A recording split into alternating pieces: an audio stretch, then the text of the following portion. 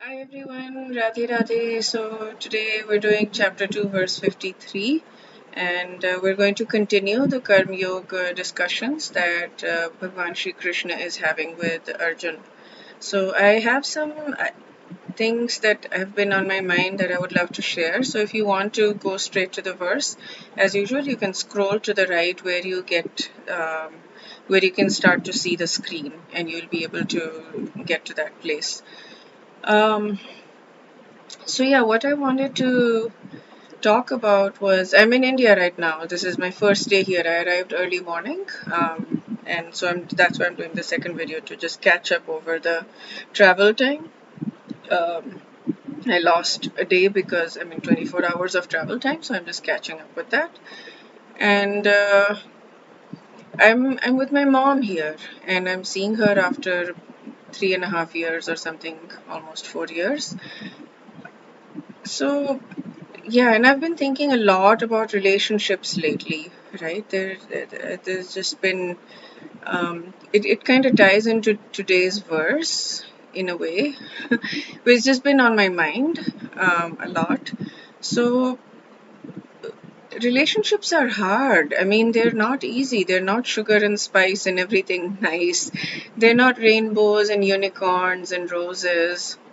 They're a lot of work, and you do a lot of work, and you get triggered, and you trigger the other person, and things work and things don't work, and we manage to work through things and don't manage to work through things, and we feel a lot of love in our hearts. We just fill our hearts up with so much, and then we get our hearts broken, and there's just so much that goes on in relationships. It's hard, and what we forget many times is because we get caught up in our own world, and we get caught up in our own heart. Sometimes we forget that the other person may be going through a lot, and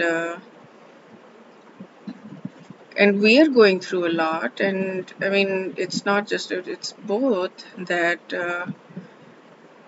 yeah, I mean, relationships can be so hard, and it's very easy to just say that, to find flaws in somebody else if we don't look within ourselves, or to find flaws within ourselves and to say, oh, to beat ourselves up like we did something wrong. But it's much harder to acknowledge that our capacity at the moment may be limited because of what's going on around us, or because of just our lives that we have lived. And uh, and that's okay, and that's really okay. I mean, it really is all okay. um, Whatever happens or doesn't happen, it really is all okay. And if we keep the intention of loving the person no matter what happened, if we keep that fundamental intention within our hearts, then we're good, then we're golden. If we can pray for people no matter what happened, then we're golden. And if we can build our connection with God, if we can build our connection with Krishna, then that's the most important thing that matters. And things just tend to, they will flow in the right direction if we have Krishna's mercy, and if we just fill our hearts as much as possible with the love for Krishna, and understand the love that Krishna has for us always, no matter what happens. Yeah, not easy, not easy for sure. Um, yeah, okay. I'm going to read out verse 53, and I guess I'm feeling kind of emotional because my capacity is okay, but I'm allowing my mom to take care of me, and I mean, I want to be the one taking care of her. I mean, it's my job to take care of her, and I'm allowing her to take care of me right now, and it's feeling amazing. Yeah, relationships are hard. Okay, I'll sing out verse 53 now. Shruti vipratipanna te yada sthayasti nishchala samadhavachala buddhis tada yogamavapsyasi. Shruti vipratipanna te. So when your mind is no longer disturbed by the flowery language of the Vedas. So here again he's kind of talking about the Vedas, and when it remains fixed in the trance of self-realization, then you will have attained the divine consciousness. So Shruti Viprati Pannate, of Shruti is Vedic revelation, Viprati Panna without being influenced by the fruitive results, your. And then I'll get the next line and then combine them. Yada sthayasti nishchala. So yada, when sthayasti remains nishchala, unmoved. So when you remain unmoved and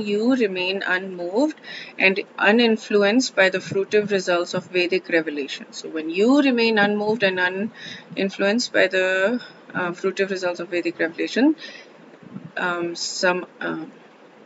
samadhavachala buddhis. Samadhi is transcendental consciousness. It's like getting into transcendental consciousness or Krishna consciousness. Achala, unflinching buddhi, intelligence. Then tada yogam avapsasi. Then you will achieve self-realization. So when you remain unmoved and uninfluenced by the fruitive results of Vedic revelation, and you get into samadhi, transcendental consciousness, and your intellect is unflinching in samadhi, then you will achieve self-realization. And Swami Mukundananda, the way he translates, when your intellect ceases to be allured by the fruitive sections of the Vedas and remains steadfast in this divine consciousness, then you will attain the state of perfect yoga. So slightly different translation, but basically the same concept. That and he's bashing Vedas here, but don't go by the fruitive aspects of the Vedas. Vedas, of course, has everything, but don't go by the fruitive aspects of the Vedas, but remain steadfast in samadhi, remain steadfast in divine consciousness, and then you will attain the state of yoga, or you will attain self-realization. So here he is not saying here once our intelligence is completely fixed and the mind is also unable to shake us. So he's saying that we should be in samadhi achala buddhi. So he speaks something here that I'm trying to find.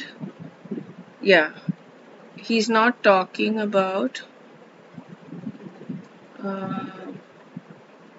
So interesting that Krishna is not saying achalaman, which is fixed mind, fixed intelligence. He's saying samadhi achala buddhi. So he's saying our minds, when our mind becomes deluded, our intelligence is deluded. Buddhi is intelligent, man is mind.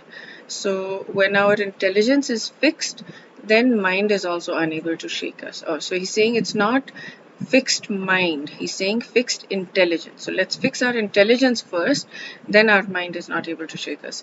And what I've learned from people is intelligence is the brain, and mind is which is the conscious, and mind what he is calling is subconscious. So we have to fix our brains first, and then our mind subconscious will also not shake. Okay. So in Samadhi Achala Buddhi, once we're convinced that Krishna is the ultimate goal, then intelligence will never be shaken. Okay. Yeah, so that's it for today. Verse 53, we'll do verse 54 tomorrow. And yeah, so the thing that I was saying that would tie our translation, our today's verse with what I was thinking about relationships is this: like once we are fixed in our um, intelligence in Krishna consciousness, once we know that all of this stuff that's happening in and out is important, it's not important. Relationships are very, very important. But as long as we can say, okay, God, please help me, this is what's going on in my life. There was someone who told me recently how to pray, and I didn't record it. I wish I had recorded it. It was so beautiful. It was so beautifully said. But I'm going to try to remember and express as much as I remember from that. Um, like God, I am here, Krishna, I'm here right now, and I'm facing this problem, and I don't know how to resolve it. I need your help. Please help me understand how to resolve it, and please help me love you. Please help me love you with um, as much love that I can muster in all of my heart. Please help me love you, and um, please help me um, please help me resolve this. Please help me not feel this pain that I'm feeling. It's so beautiful that I'm not able to remember anymore, but something like that. It was just it was so beautiful. I wish I had recorded it. Um, yeah. So that's it. So wish you a very beautiful day, and we'll do verse 54 tomorrow. Radhe Radhe.